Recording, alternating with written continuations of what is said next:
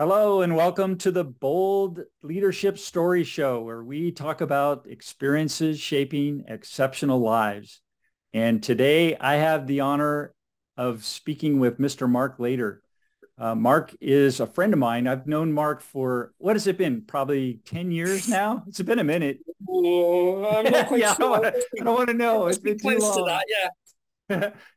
So Mark, I'm just thrilled to have him here. He's a superstar biz connector around the world. He's worked in the UK. He's worked in the US.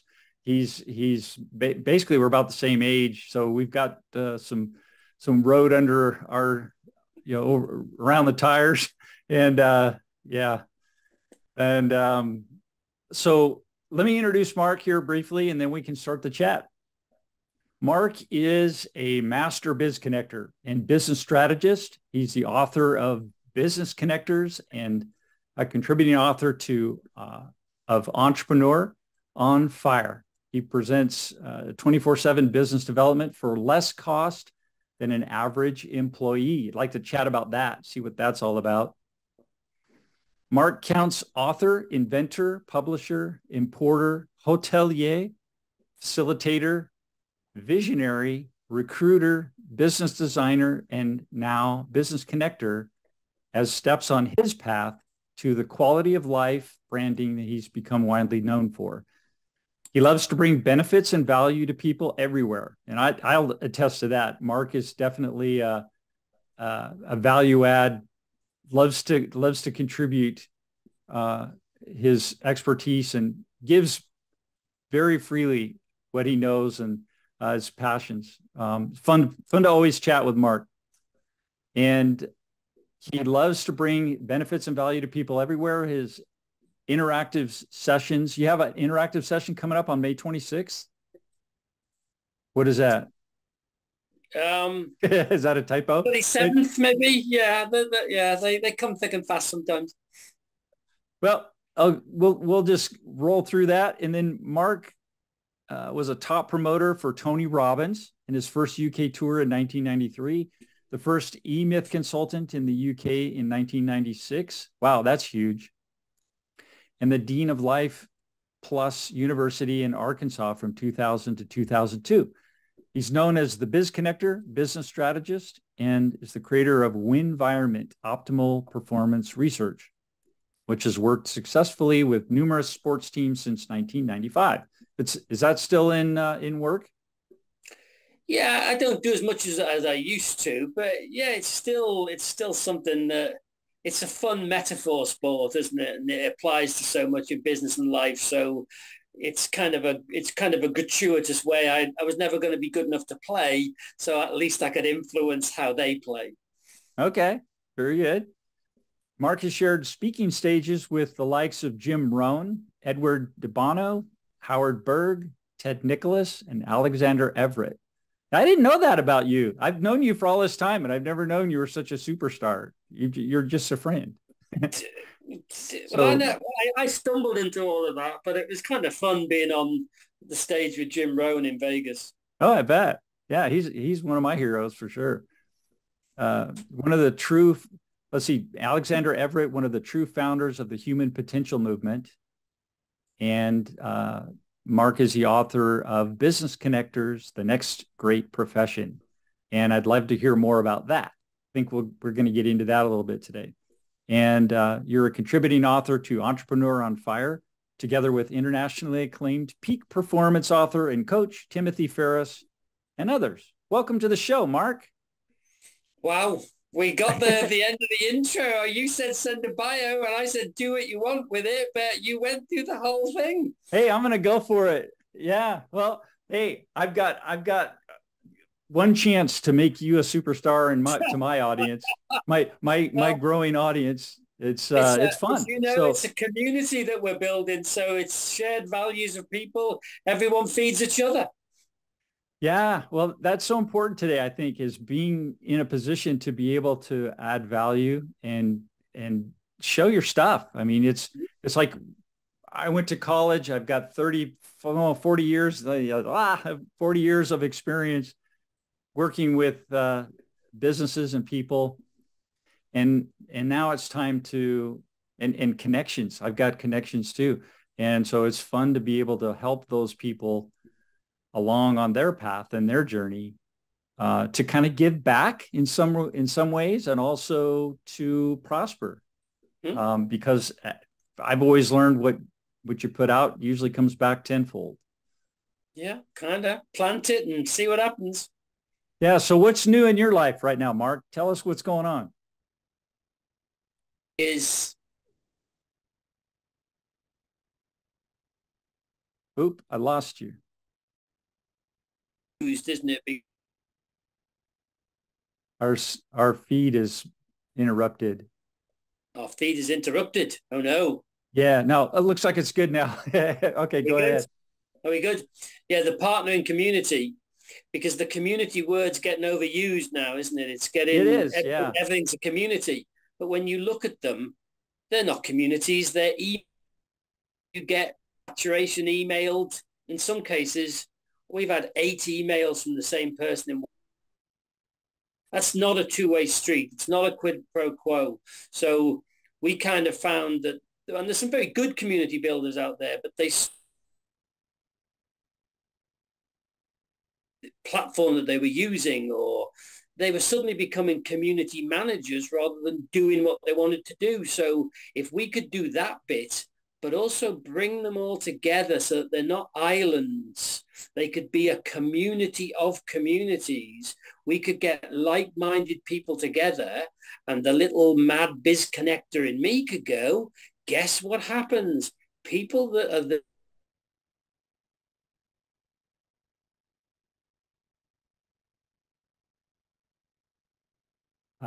we're having problems technically here. I lost you again. You lost me? Yeah, you froze. Ooh, I froze. Ooh. All the web stuff. Never normally get a problem with it. We're back? Yeah, we're back now. We're back. We're back. We're back.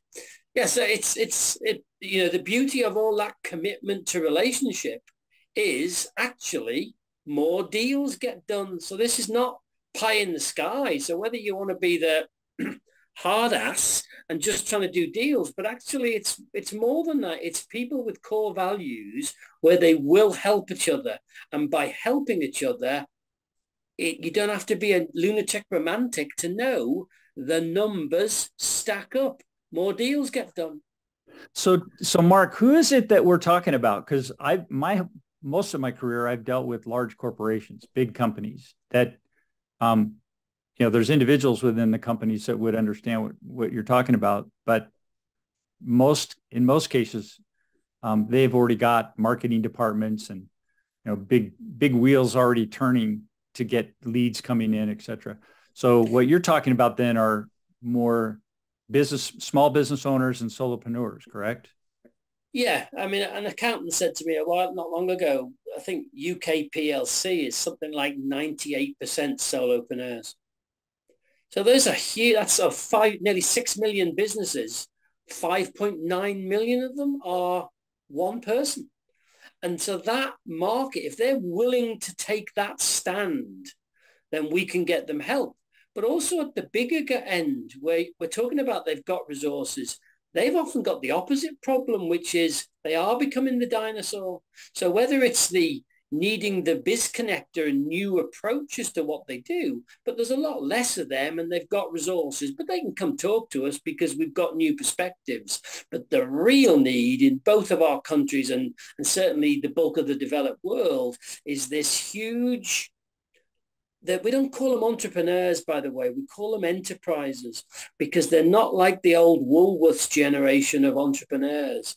These are people who often, they'd have a job if they didn't have to put up with a boss telling them, where were you at 8:30 and all that.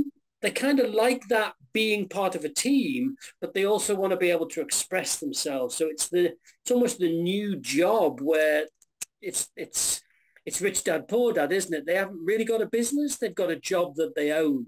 If we Right. can get resources to those people and we can teach them to partner, which leverages them, then that's the way for both of our countries to have something bigger than the original Industrial Revolution, which, by the way, started about 3 miles from where I live. The very bridge, the bridge in Telford, the Iron Bridge, is 3 miles away. Well, we're now in the collaborative revolution, aren't we? Very cool. So help me understand this. So what you're talking about is the solopreneur. That's how I would characterize it. So someone who's, or a professional, someone who's like a lawyer, a doctor, an attorney who has a business, and they're a solopreneur. I mean, they're the business, right? So they're good at what they do. They're a technician. They're fantastic at being a dentist or a lawyer or a coach, you know, but they're not good at understanding how to grow their business and to scale it. Absolutely. So what is it that they're finding? How do they understand that that's their biggest problem? And how are you going about with Biz Connectors fixing that for them? Well, the amazing thing is, you know, when you know there's a problem, but you don't know how to express it, they know there's a problem. Because again, in the developed world, everybody's been told to go and get their 27 degrees. So we've got technical business owners now who are very good, as you say, but they missed the memo about, well, you're going to have to learn to sell, or you're going to have to learn to do 47 LinkedIn posts. And well, not only are they not very good at it, they don't want to get good at it because they want to be good doctors. They want to be good lawyers. They want to be good plumbers. But the world is kind of into average would be a nice description, poor sales and marketers, because that's not what they want to do. So we call that the Apollo 13 syndrome. It's where, you know, famously Apollo 13 was the successful failure. It got back and everybody lived, but it didn't get its objectives. And the commander, who played by Tom Hanks, the actual commander said when they did the movie, the problem was the fault was hardwired in 2 years before I was ever appointed. So I was always going to struggle to get my objective. That's how the business world has been taught to operate. We're solving, Jim, between us, the Apollo 13 businesses that we've all been taught to, the technical business position wired in. That's what we're solving through Biz Connectors as a new profession. But there's also stepping stones to help those non-sales and marketing background people grow their businesses so that they're spending 80% of their time doing the bits that they love, not doing the bits that they hate, where the business dream turned into the business nightmare. Okay. So from what I've seen, somebody who is in that position and they start listening to this idea that, yes, I need to be better at sales and marketing. And they're then taught, and I'm seeing this a lot. Okay, so now you've got to go in and, okay, who's your ideal client? What are the pain points? And then you start creating content and putting out, you know, social media ads and broadcasting all kinds of stuff. And that becomes a job, or you got to pay somebody to do it to get those things done. And then it's like they reel you in with this idea that, oh, this is going to be perfect for you. And then when you start getting into it, you find out that, oh, this is going to cost me a lot more than I thought. So how are you overcoming that with your program? You know, that last line, Jim, the cost more than they thought type thing, that's not even the real problem. It's not even the cost. If it is the cost, it's the cost of time. And then having something that you can't implement. I don't know whether it's my line or something that I inherited, but it's like going to a boxing match with a nuclear missile. You've got the biggest weapon, but it's no use in the match that you're involved with. And that's what everybody's been sold. Here's the nuclear missile. You can win any battle, but not if the game is boxing. So our whole approach is to have them look at, and it was one of our project managers picked up on it, that came from a client who said, Mark, I don't want 101 marketing techniques. I just want one that works. And that extended to Lou, our project manager, saying, Mark, all they want is a simple plan. It's the most motivating thing in the world. Anyone can do it in line with their unique business work style. And we added for a bit of fun, positive attitude is not essential, but it helps. We've got to business it completely. The horse and the cart are in the wrong place. In the US, Shark Tank, and we call it Dragon's Den, that model of business now is all but dead, other than to those people on those programs that know how to make that old model work, because we've now got to put the technical business owner at the heart of their own businesses, and then they don't have to get all of those things or become average salespeople. They need to be shown how to partner with the things that they know the business needs that they're not good at, because the most successful people you'll meet spend the bulk of their time doing the one or two things that they are very good at. Everything else, they'll find a way to, in our language, partner or connect with people. That's the new business paradigm. And you know what? It's very old, really. We got kind of sideswiped away from what's something we'd done for thousands of years. So is there a way to build fun into that process? Well, the biggest fun, I was with a lady client earlier, a lady called Nettie, lovely lady. And we, it was a process of getting her away from, she sells like these upmarket lifestyle goods, lovely gear, but you've got high costs and shipping them to the States and things get damaged. It's what I call, it's a tough business to be, a lovely business, but it's tough. And the whole process was to get her to really come back to, if she takes her brand and almost becomes a lifestyle directory for all these people around, like wedding planners, and they work around all of those kind of people. The fun comes from watching her, A, start to spend more of her time doing design and all the stuff she really got into business for, and B, even on the business stuff that she doesn't really want to do, but she will do because she's very passionate and she will force herself as long as there's a road ahead. Knowing she's got help around that and knowing that she's now got a vision that she's really committed to, you see people that come in the door like slump like this and feel like breath, and they can't look you in the eyes. You just see kind of the genie's back, the genie's out the bottle and really kind of doing it and having fun. That's where the fun is. The fun was always there. It's just been so jammed with, famously, another two lady clients on a call with, I won't say his name, but he was trying to sell a year-long LinkedIn course, and they both very elegantly said to him, and one's Italian English, so she's got a lovely accent, and she just said to him, "Oh, John, you're not going to try and sell me, are you, on a year-long LinkedIn course?" And then she just bit him a little bit and said, "Because, John, I don't want to do that. I want to," whatever she does. She's like a presentation skills trainer. And I wanted to show him that what he was offering to the market in the nicest possible way, nobody wanted it other than some high-end corporates that just needed some LinkedIn training. That's what the seller side of the market's doing. It's almost forced consuming, and they are forcing people to consume, and the buyers are saying, enough. You've got to do it from me first and then build the business from there. That's the whole biz connector type system, is creating that dialogue, finding out where they're at, finding their strengths, and then building the business around them.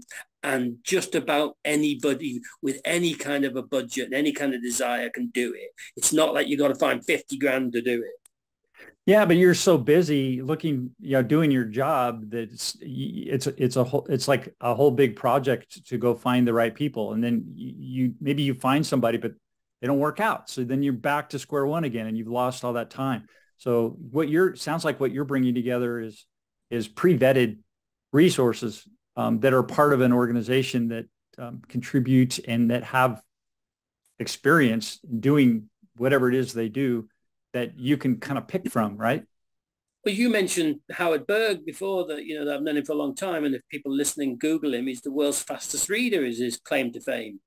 That in our system, and again, if they're of a fine age like you and I, Jim, people might remember just in time was mainly applied to manufacturing processes. Oh yeah, as opposed to just in case. just in time meant that you had less inventory and you kept the line moving. Well, there's never been a just-in-time line, if you like, for business development. If business owners that, typically they love designing software, or they love what the stuff the business does, if they can then tap into a resource that's got people of the quality of Howard Berg, if they've got accelerated learning, we've got in this country, the big insurance guys, you've got to do like a degree level course to practice today. Years ago, it was a great job for people that weren't from an educated background. But of course, today, everything, you've got to pass damn exams on it. Well, Right. you can hire a man like Howard Berg to train your people to get through that program better, faster, quicker. You lose less production. Well, you haven't got to hire Howard Berg, but you can get him available to your business for relatively pennies to leverage something in your business. You carry on doing what you're good. That's just in time. It's like experts on demand. It's people now are seeing that in the nicest possible way. In the developed world, employees they're in the laggard state. They are over because the cost to the businesses are too high. So we've all got to be taught a new skill, which is partnering and forming projects together, because then everybody's got their own responsibility. Everybody can feed each other. Everybody wins. And there's no more bosses to say, where were you at 8:30 this morning? Yeah. It seems so simple, something that you've grown up with all your life. So many of the modern day stressors, blaming bosses, and you go, well, you want to try and look at, the guys I used to work with in Arkansas, he used to call it Bill's Big Plate. And Bill's Big Plate meant, and this is how New Yorker down in Arkansas for various reasons, he used to see it as it was his responsibility as the main owner of that business to feed 600 families every day. So you might have some colorful words about, he could be a bit of an occasionally, he could be, he could be about high maintenance, but he fed 600 families through the money he put into it. No education, kid from New York, tough, proper street fighter, that classic entrepreneur. So is he that bad really? Because take him out the picture, 600 families aren't eating. So, we've all got to grow up to this now and stop pointing the blame. Every time I point at you, there's 3 pointing back at me, isn't there? Yep. Good stuff. So you're actually putting the pedal to the metal on this idea, the Biz Connectors, and creating a community now. And I'm going to share my screen. You've got your website that's up. And can you see that? Yeah. Okay. So you've got the BizConnect website, and looks like you've got biz owners, a 3-minute checklist, Biz Connectors, and a free download. So kind of tell us what's going on with this. What are you working on? Well, the 3-minute checklist is important because it's a way of saying to people straight away that the world of, I've got something to sell and you buy it. And, if I'm talking to 100 people, 3% are probably interested.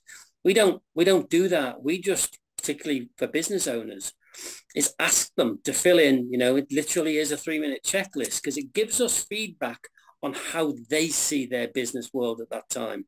And that opens a dialogue.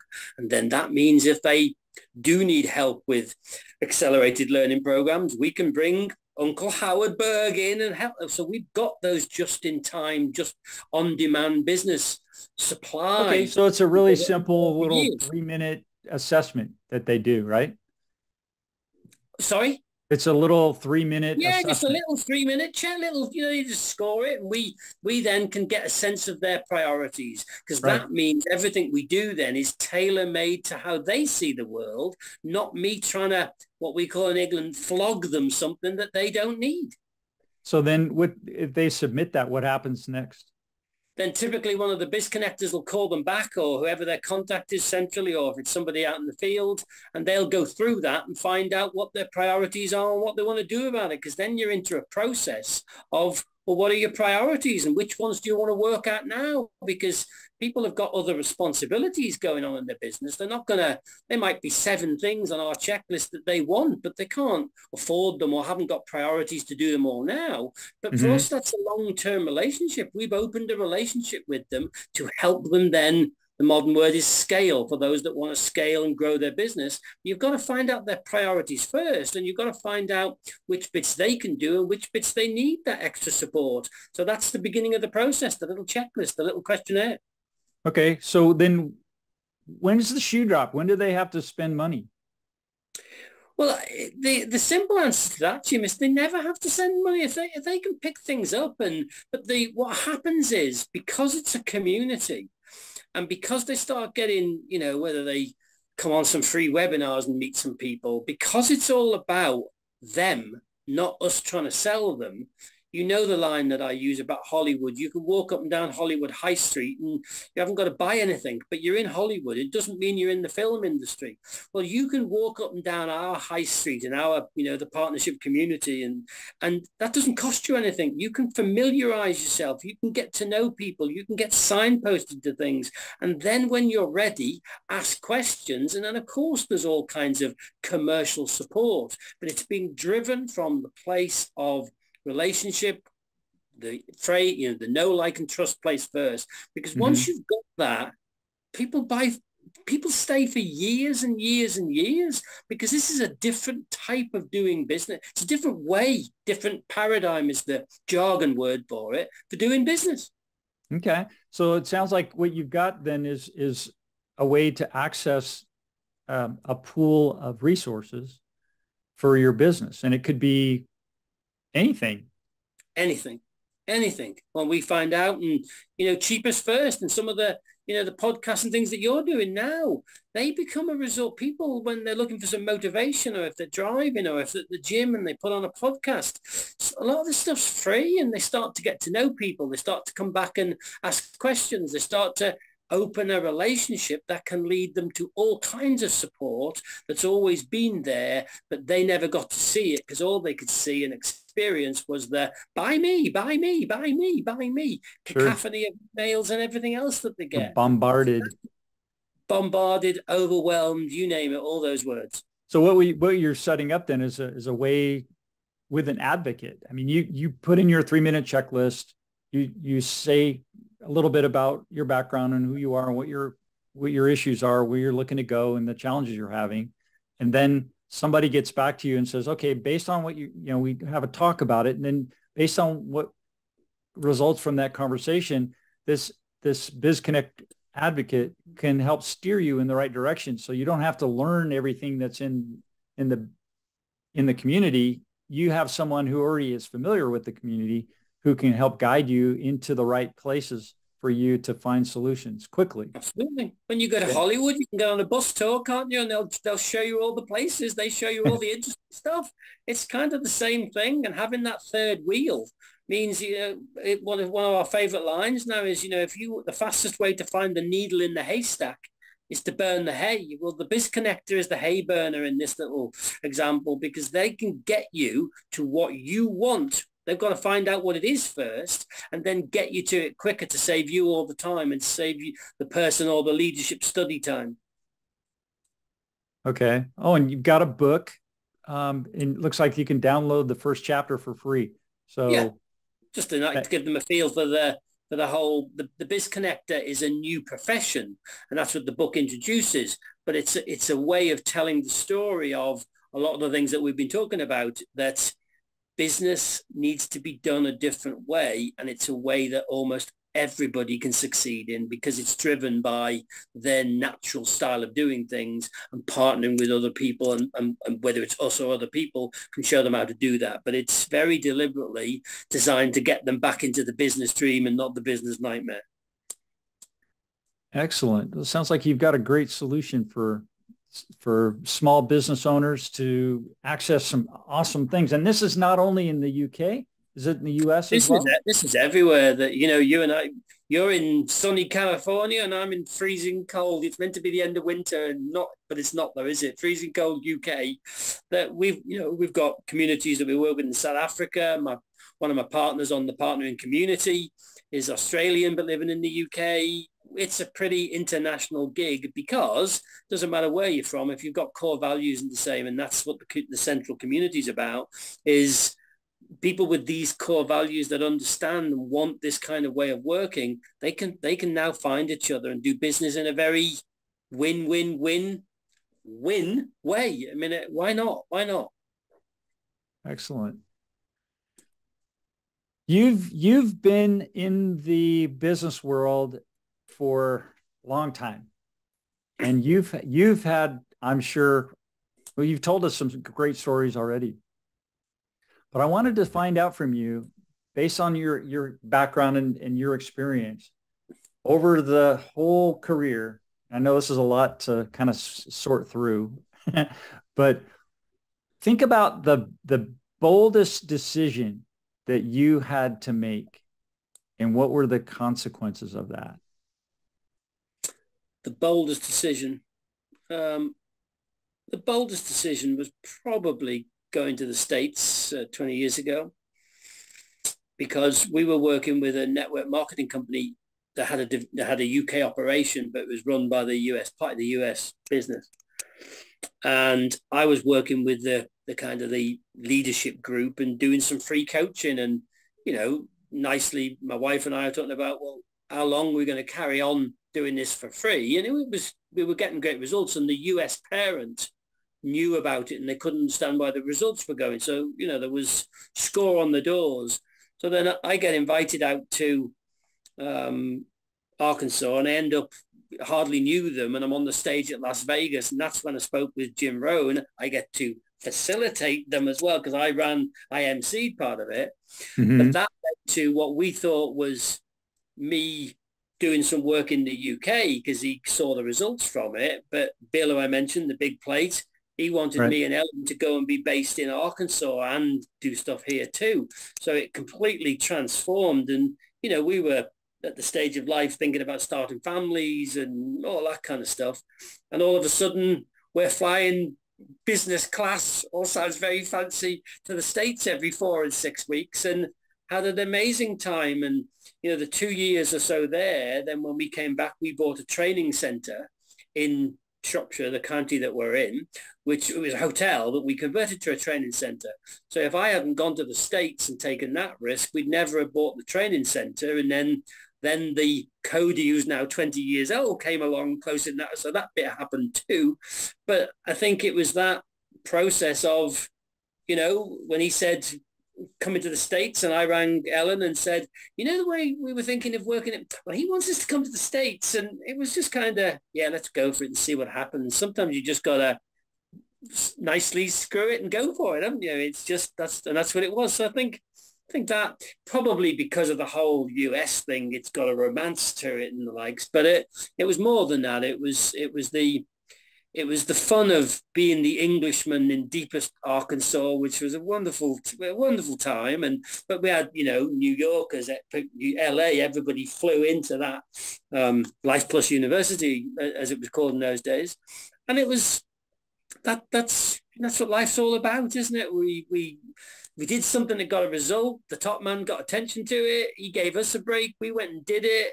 The figures across 15,000 distributors went up by about 24% in less than 6%. You go, we must be doing it, less than 6 months rather. We must be doing something right.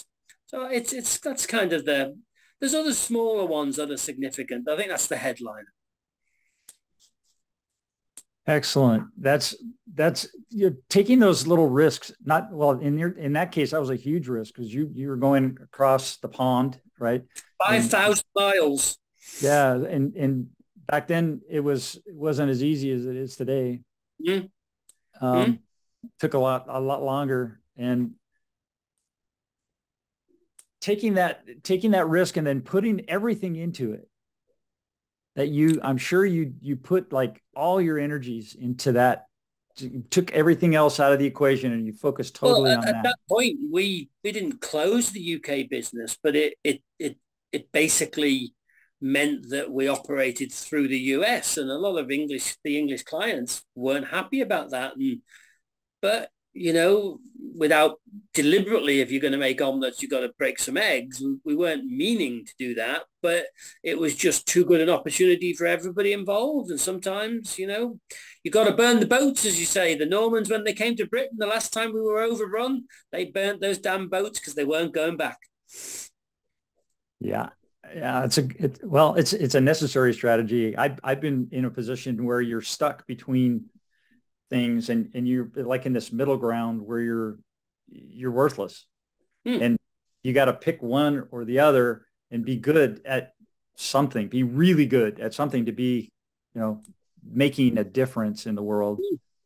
And if you're stuck in that middle ground, you're no good to anybody. And it was really also kind of fun in these big American conferences that we ran that had, as obviously you in the States know, that it's so big, the proverbial Bible Belt, very right. Old religious, as against New York, is a very different to Batesville, and to the culture's different, and the food's everything's different. For me to go in there as a little English, go down into Arkansas, and they talk a little different, a little slower.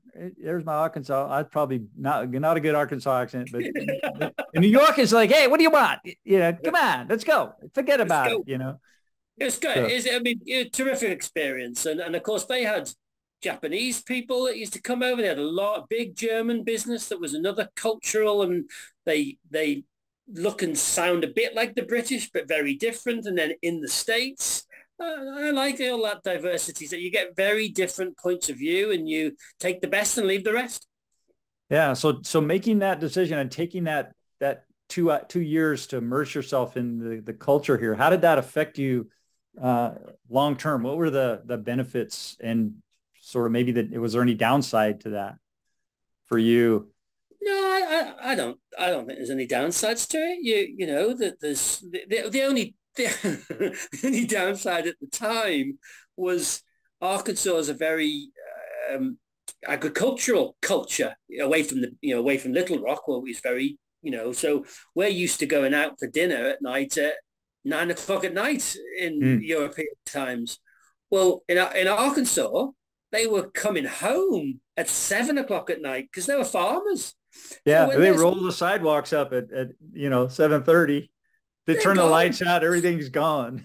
So that bit, so the joke would be to take the mickey, as we would call it. The joke would be sometimes a lot of what I grew up having been a kid that went to New York in 79, a lot of the Americana experience of New York and Dairy Queen and wasn't in Arkansas, and particularly then the European late night restaurant-y type or San Francisco type feel.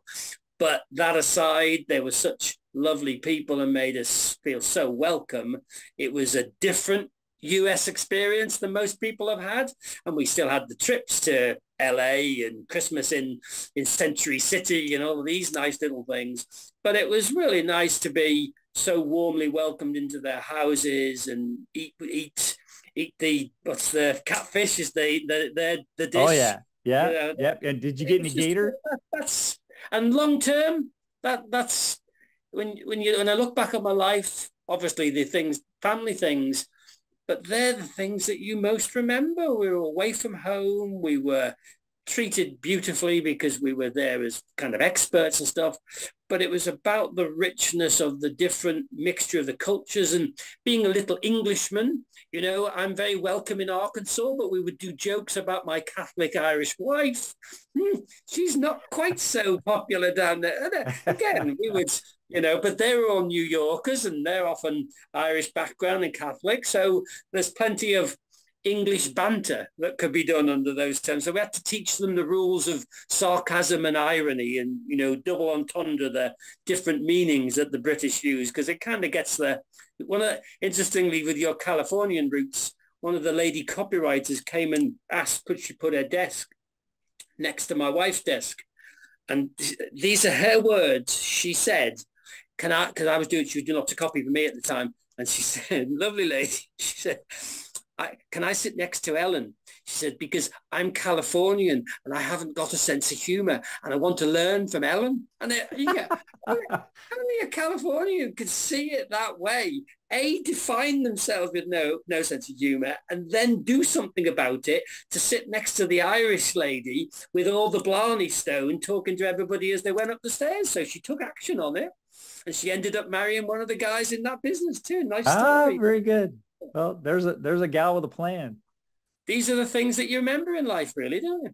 Yeah, well, that's beautiful. That's what's incredible about these experiences, that I've had. I've been to the UK and I've been to China, and those experiences expanded my horizons incredibly. And you don't really understand what that is until later. But that's the real benefit. Gives you a much bigger perspective of the world, and it's more fun. But eating dinner in the back garden in a place in Latvia, one of the little Baltic states, sort of underneath Sweden, and we used to work with the national football team over there, and you're having dinner on the lawn with these Latvian people in this lovely house, and their food that you've never seen before, and the English is not great in certain cases. They've got people that speak it, but they're just some of the greatest experiences I've ever had, because you find a way, everybody finds a way to get on, and you remember that experience. Yeah, beautiful. Partnering without knowing it. Yeah, well, it's friendships. It's like just creating relationships and just being open to that. And that's one of the things I love about you and I, our relationship. I've never actually given you a hug yet. It's like I've never seen you face to face. So we've always been through this. Never got that bit, but we will. Yeah, we will. But I want to wrap this up. Thank you for spending some time with me on the show. Pleasure. I was going to wrap it up here real quick. I'm going to show a couple of things. I'm going to embarrass you. So Mark Layder has been, like I mentioned earlier, Mark is a superstar, and he's been on all kinds of radio shows and podcasts, and he's been a guest speaker in countless places around the world. And he's done tons of different radio shows with different people. He's involved with training and teaching pretty much everywhere around the world. You look him up on YouTube, and he's got a huge presence on YouTube, got lots and lots of content up. And so Mark is an expert, I would say, in every sense of the word, and he's focusing now on the solopreneur and helping kind of the little guy to find a better way. And I wanted to ask you, Mark, to kind of wrap this up. What is your best advice for a solopreneur today to not only survive, but prosper? Given the session with the client, Nettie, that I mentioned earlier today, and because of that little summary you just did, it's not my line, but the original line was, life was never meant to be a struggle, and I adapted it for business reasons to, business was never meant to be a struggle. And to most people at just about every level, even if you're the CEO of a successful company, you've got a lot of responsibility, but the word is often struggle. It's that struggle word.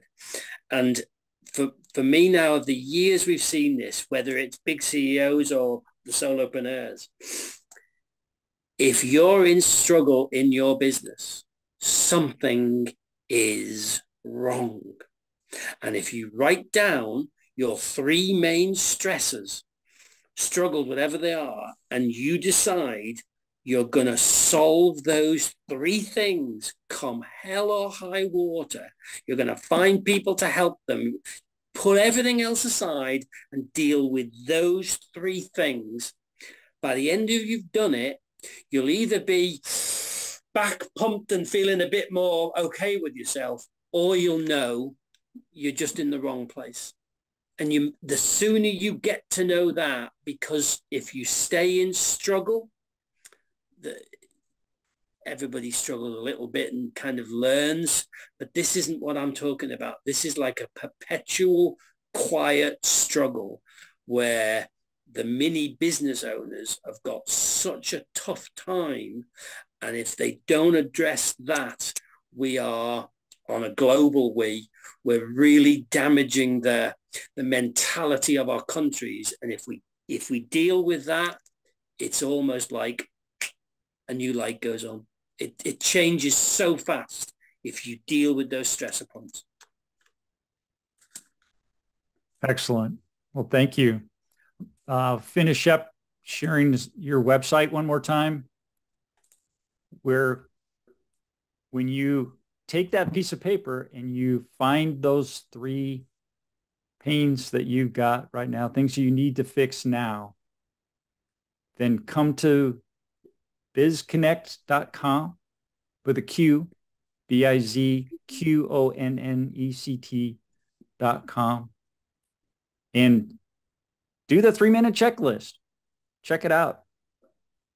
Come and talk to us. If nothing else, you'll get an insight to the Monty Python sketch of our world.